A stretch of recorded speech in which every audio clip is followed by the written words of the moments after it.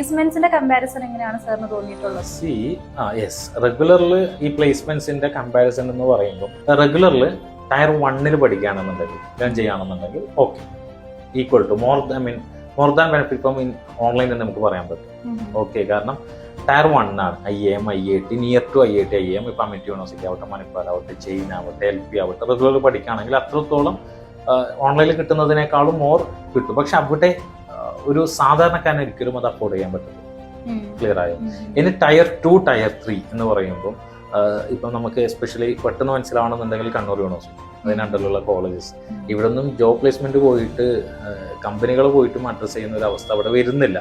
But tyre 1 പഠിക്കാം, tyre 2, tyre 3നേക്കാളും online ആയിരിക്കും best ആയിട്ട് വരിക. ക്ലിയർ ആയോ? കാരണം ടയർ 2, ടയർ 3 എന്ന് പറഞ്ഞു കഴിഞ്ഞാൽ ടോപ്പ് 100ൽ വരാത്ത ടോപ്പ് 200ലും ടോപ്പ് 300ലും ടോപ്പ് 400ലും വരുന്ന യൂണിവേഴ്സിറ്റീസ്, സർവകലാശാലകൾ, അതിൽ ഗവൺമെന്റ് യൂണിവേഴ്സിറ്റീസ് ആണെങ്കിലും സെൻട്രൽ ഗവൺമെന്റ് യൂണിവേഴ്സിറ്റീസ് ആണെങ്കിൽ അതിന്റെ അണ്ടറിൽ വരുന്ന കോളേജസ്. ക്ലിയർ ആയി? അപ്പൊ അവിടെ ഈ ജോബ് പ്ലേസ്മെന്റ്സിന്റെ ഒരു വിഷയങ്ങൾ വരില്ല. എൻഡ് ഓഫ് ദ ഡേ ഓൺലൈനിലാണെന്നുണ്ടെങ്കിലും ഇവർക്ക് ഓപ്ഷൻസ്, അതായത് ഒരു ഇന്റർവ്യൂ അറ്റൻഡ് ചെയ്യാനുള്ള ഓപ്ഷൻസ് ആണ് ഈ പറയുന്ന യൂണിവേഴ്സിറ്റീസ് നല്ല രീതിയിൽ പഠിച്ചു കഴിഞ്ഞാൽ കൊടുക്കുന്നുള്ളത്.